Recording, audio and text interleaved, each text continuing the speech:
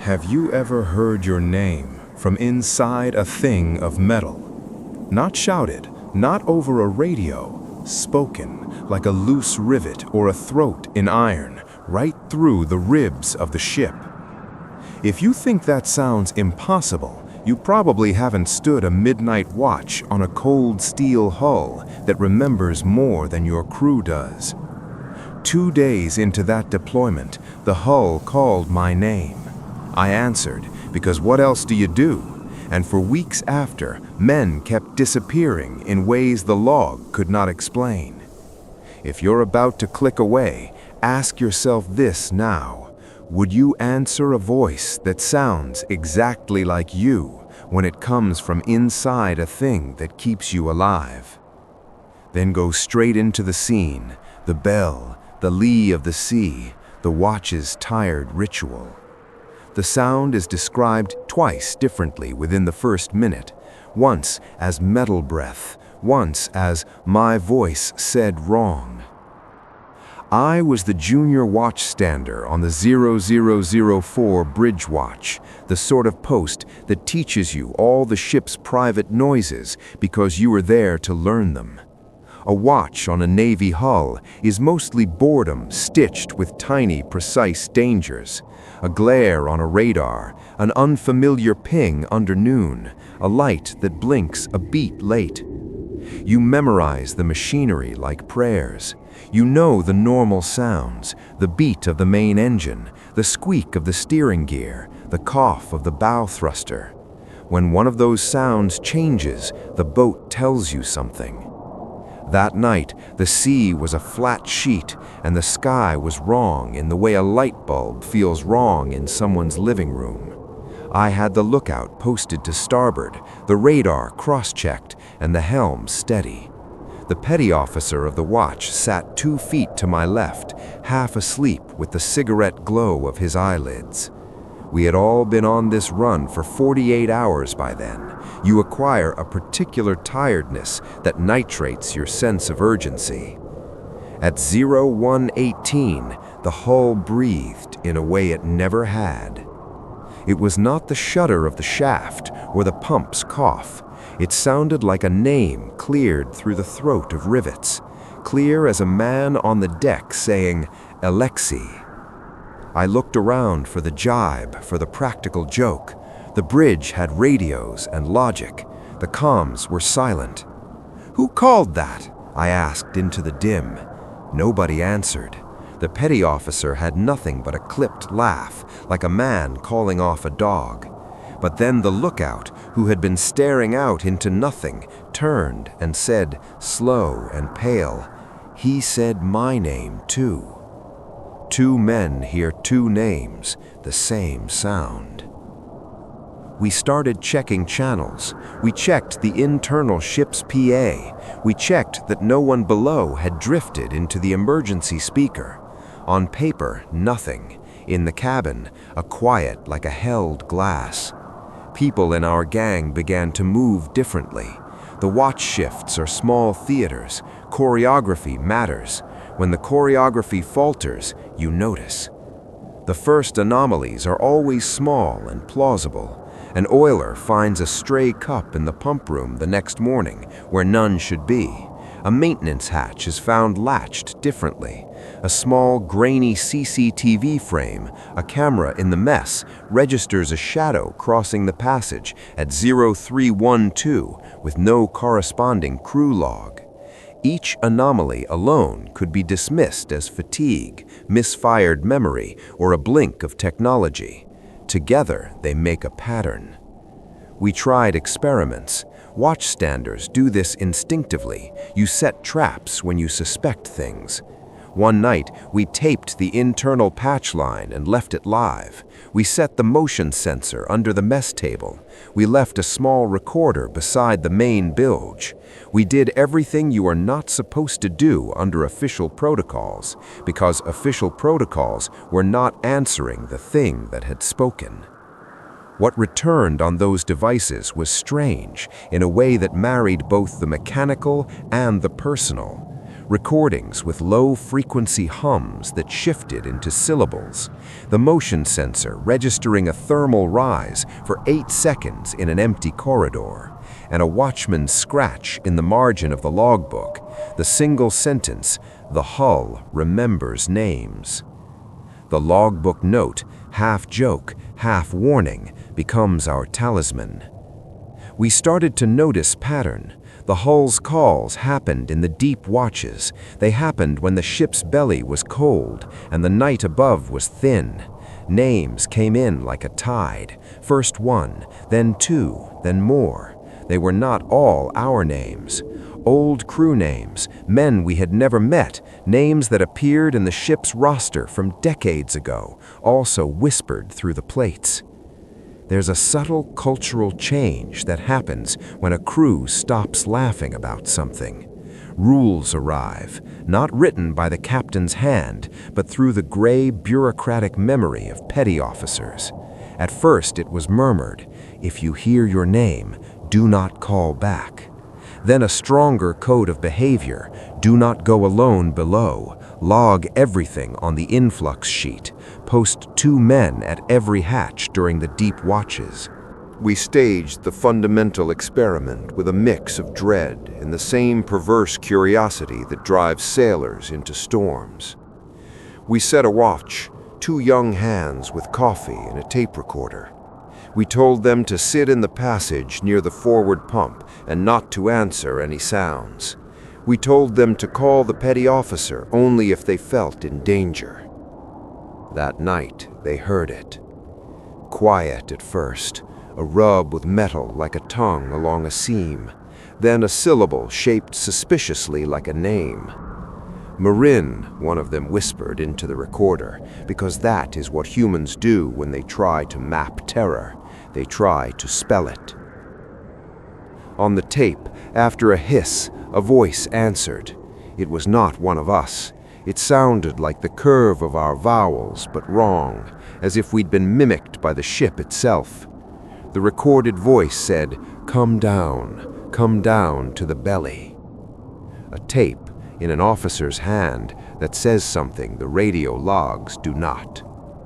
We got the message to the XO. He did not laugh. He burned the tape. That's the kind of hide-the-truth motion a ship performs when it decides a thing is not for the record. Rules like that do not answer, are fragile. They rely on discipline of the kind that only a tight crew can sustain. One man failed to obey. Petty Officer Igor was on a watch the night the hull called Igor, a name you do not invent. He crossed the bridge into the dark like a man following an animal's scent. He walked below deck alone to the pump room. The log shows a routine maintenance check at 02:02. The camera, old, grainy, shows him pass the forward ladder at 02:05 and vanish into the maintenance alley.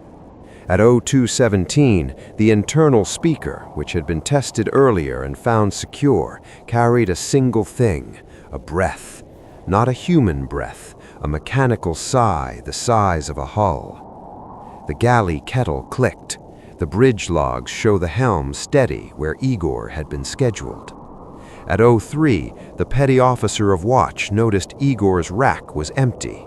He chalked it up to a break. It wasn't. When the ladder team pulled open the access hatch to pump room 3, they found no body. They found instead a patch of metal on the floor, like a shadow pulled from a shape. The ship's techs swabbed the area. Instrumentation gave us nothing. No radiation spike, no toxic residues, no sign of physical removal, no prints. A cigarette butt belonging to Igor lay on an upper pipe, his, untouched otherwise. We logged him AWOL. But the men who worked the pumps used a different word, gone. A man disappears into an access hatch, and the only trace is a cigarette butt and a circular dark on metal. The captain convened a closed conference. He ordered a limited posting, double watches, restricted movement below, and an extra man on every ladder. The log would say safety protocol. The crew said the word "gone" like it was a stain. The incident rewired the ship. Men slept with boots on. Small rituals returned, fingers on the seam of a ladder as if feeling for a pulse, spittle on knuckles, asking the question, "Did you hear your name?" as a real question, not idle gossip.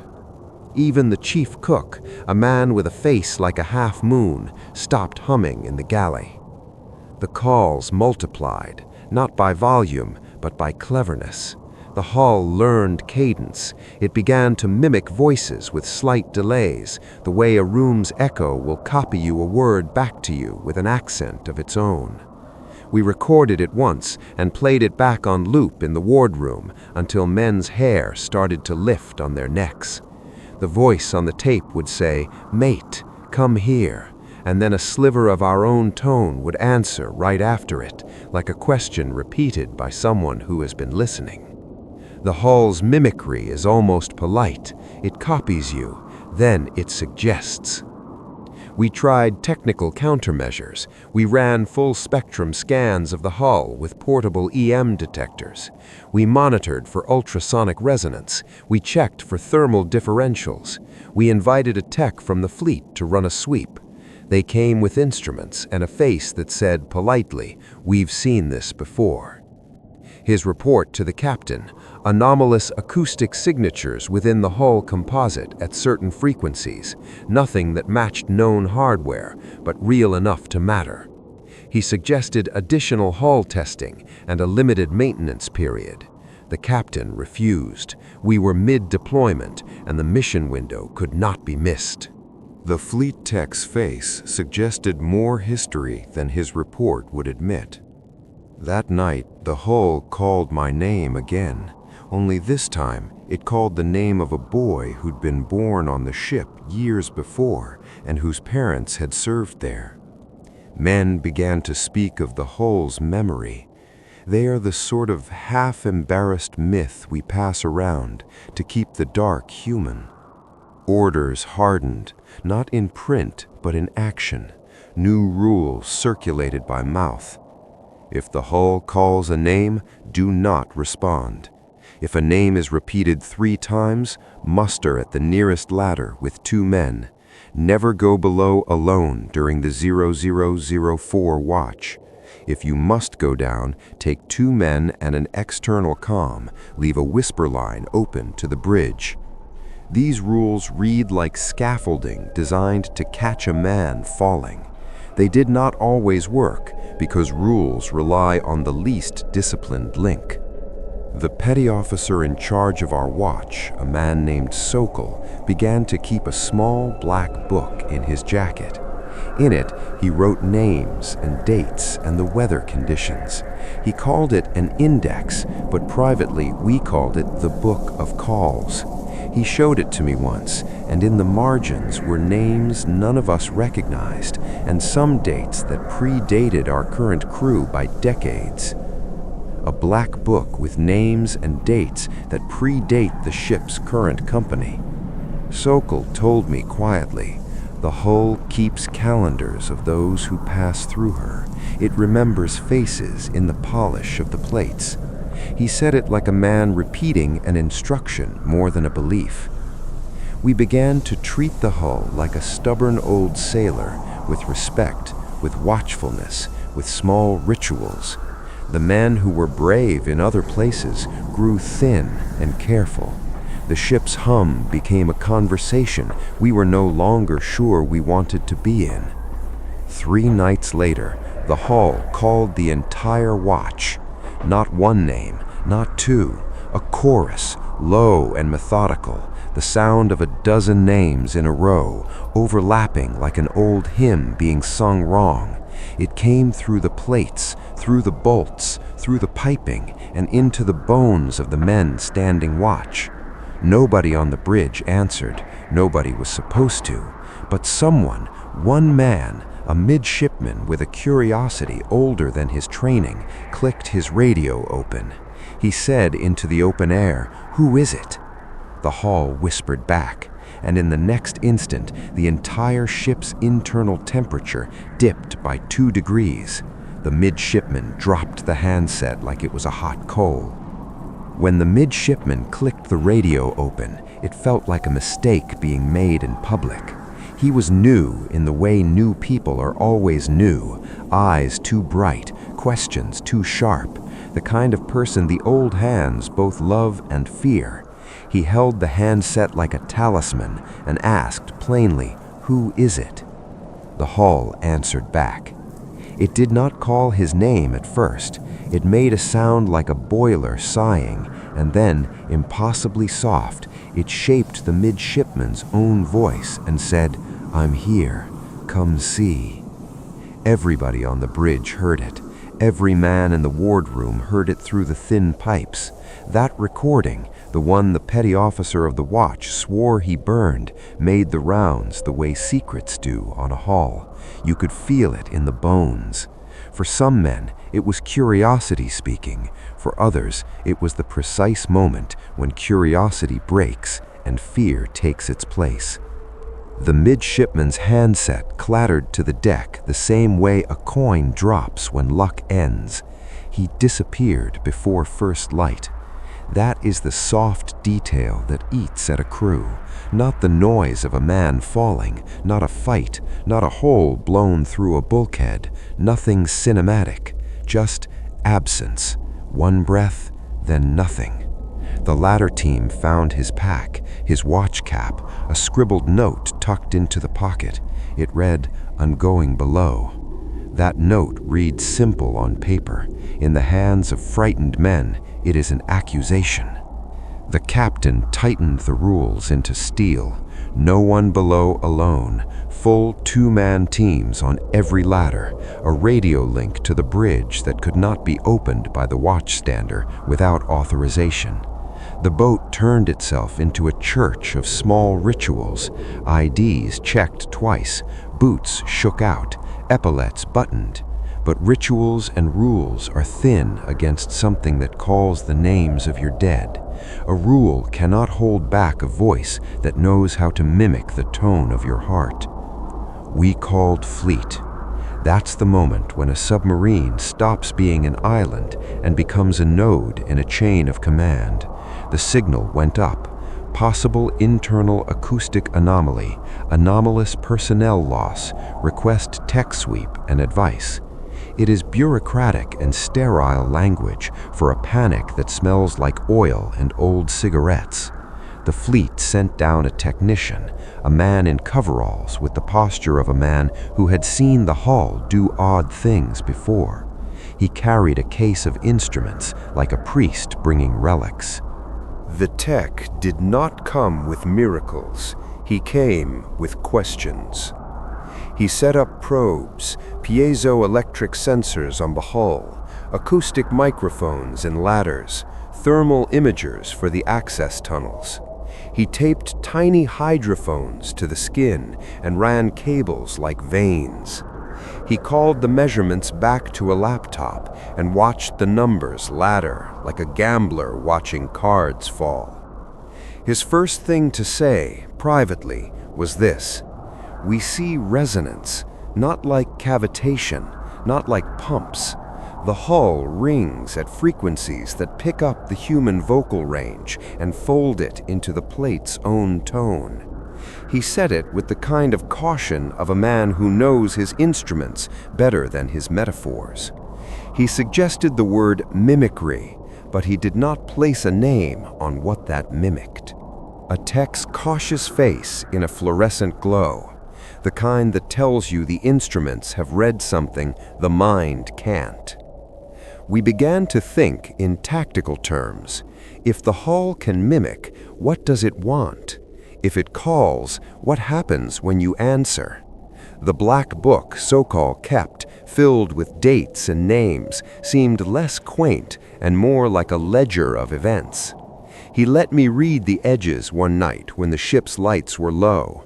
In the margins of a page dated years earlier was a scribble I remember because it reads like a warning. "Do not let the hull learn your tone."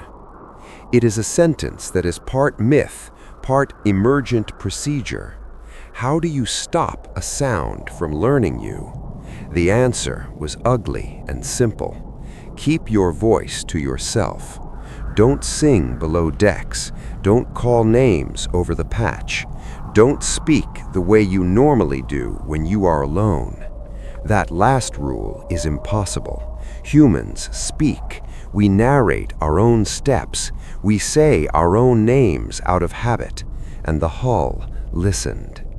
You stop singing, and your throat remembers the silence as a new kind of hunger. The tech proposed experiments meant to confuse a resonant system.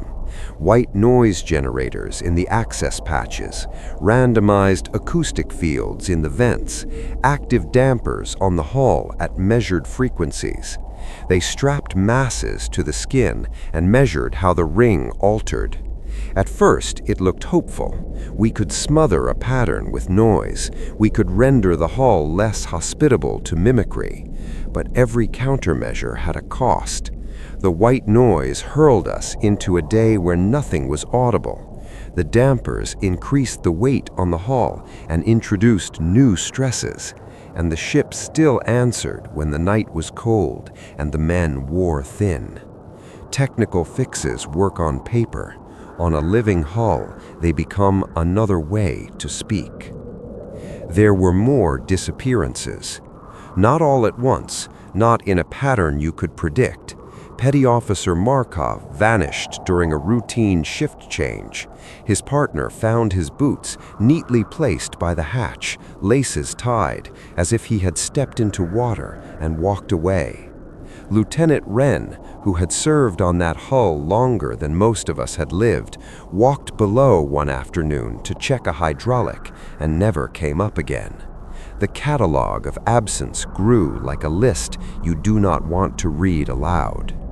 At some point, the crew stopped asking who and began to ask why. Why the hull? Why those names? Some suggested the hull was haunted with the bones of past ships folded into its steel. Others pointed to rusted history, men lost in storms, in collisions, in older incidents the fleet would not publish. The tech noted that the hull had undergone a patch job in dry dock 15 years earlier, the sort of refit that merges new plate to old with differing metallurgical signatures. He said, scientifically, that joining old metal to new can create zones where acoustic waves behave strangely. That's physics. It's also a way to make a ship that remembers in two different dialects. A dry dock note that sounds like a footnote turns ominous in a crew's mouth. The captain, who is paid to decide, and paid more when the decision is dangerous, faced a choice that grinds like a winch. Abort the mission and surface for full maintenance, losing strategic time and possibly court-martial, or continue, hoping the mechanisms of the hull were repairable later and that the mission's value outweighed the cost. He chose a third, meaner option at first, a compromise. Deepen the watch, lock down movements, call fleet again, and send a small team ashore at rotation for emotional rest. It was an order that read like a bandage and felt like a delay. A captain's compromise is the kind of decision that keeps the boat moving and men dying in silence. In the mess, the mood curdled into stoic rituals. Men moved like they were carrying small truths in their pockets. A prayer book was passed around by a coaxial cable light. A hymn hummed low in the galley by the chief who had never sung in public before. We bought time by ritual. We hoped ritual could replace diagnosis. Then the hull changed its voice. Up until then, it had been mimicry, a subtle copying of rhythms. Then, one cold watch, the hull used our own language back at us. It began to assemble sentences in the ship's own timber, with our words threaded through like a string of beads. The internal line, the one you use for polite communication only, carried a phrase that was not on any log. We need names to remember. Bring more. It said this gently. It said this in the voice of the petty officer who was standing watch. It scalded the bridge louder than any bell. The hull asks for names and does so as if it speaks with appetite. Panic is not always aureus. Sometimes it is a congealed series of small acts, locked doors, men who start sleeping in their clothes, a petty officer who writes names on slips of paper and shoves them into a locker like food for some dark god. Sokol began to collect the slips and burn them on his off watch in the stove of the galley. He told me once, maybe if we give the hull blank pages, it will stop taking men. He said that with the solemnity of superstition and the desperation of someone who has started to bargain with a machine. The fleet sent a message from a department most of us had heard about in rumors, an old division that had handled anomalous acoustic reports on ships. The message was terse. Do not engage. Containment protocol only. Await specialized team. No unsanctioned experiments. It was the equivalent of a parent telling a child not to poke a cornered animal. The fleet knew something we did not, or they were being conservative in the way of men who have seen too much. An order from fleet that says, do not engage, feels like a rope thrown too late. We could not wait. The midshipman's father demanded answers ashore. Fleet sent an investigator with a voice like gravel who took statements and placed them in a sealed folder. He asked about logs and maintenance, about diving schedules and external contacts. He pressed the captain for action, and the captain answered with the duty we all knew at core: mission first. The decision hardened into something resembling law. We would continue the mission while we prepared the ship for a full hull acoustic audit at the earliest maintenance window. That meant the risk stayed with us. A tactical decision that keeps people in harm's path because the mission has teeth. On the 43rd night after the first voice, the hull called from the anchor chain to the forward pump room. It called names in the order of the watches, as if pulling an index. We set a watch at the ladder with 2 men and a rigged emergency line. We readied our countermeasures, white noise, the dampers, the piezo arrays, and we waited. The hull's call came like rain. At first a trickle of names, then a chorus. They overlapped in ways that made the human ear bleed. I remember how the midshipman's eyes flashed when he heard his own name in the middle of the suite. He did not answer. He had learned the rule, the way boys learn to hold a torch so it does not fail them. Then something else happened. The hull called a name none of us knew. It pronounced it in an older dialect, a name that showed up in Sokol's black book with a date a generation before any living man aboard had been born. A man in the crow's nest, a quiet signalman who never spoke, went white. He descended like a man walking into a mist.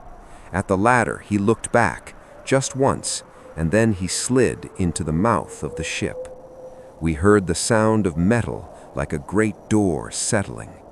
We never saw him again.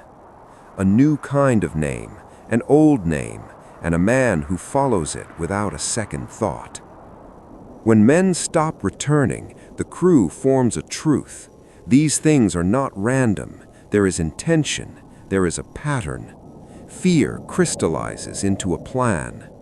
Our plan was ugly, an offering. It was decided in a quiet place, not by the captain alone, but by a council of the watch, men who knew the sacrifice of a ship more than the slogans of headquarters. We would not be heroes. We would not be cowards either. We would offer ourselves to the hull on ritual terms in the hope that the hull would accept ledger entries of names and stop reaching. Sokol volunteered. He had the black book and the hands that soldered pipes and changed the hull's worn bolts for years. He volunteered like a man who had been practicing to give his life away, not out of faith, but out of logic. A volunteer who writes his name into the ledger like a last stitch. They took him below. 2 men went with him. They tied lines and thermally sealed helmets and took 2 radios. They left footprints like a hymn, and then nothing. The ladder creaked and closed. We waited at the hatch with the radios open. 30 minutes passed. An hour. A sound we will not put on any official record came up. Laughter. It was not human in texture. It was the hall's mimicry arranged into a laugh. Then it spoke Sokol's name and a dozen others in a single low chorus like the turning of keys. The radios went dead. The ship's internal temperature fell by almost 3 degrees. The lights dulled. For the first time, I understood the meaning of memory when applied to a thing of metal. Laughter under the hull, like an instrument being tuned to grief. After that night, the captain closed the files. He wrote 1 line in the log: operational anomaly, resolved per mission order. That single sentence sealed the technical story and opened a moral wound. Men's families were told the line that reads like an answer, dislodged during maintenance. It is the bureaucratic phrase for a man who is gone. We completed the mission.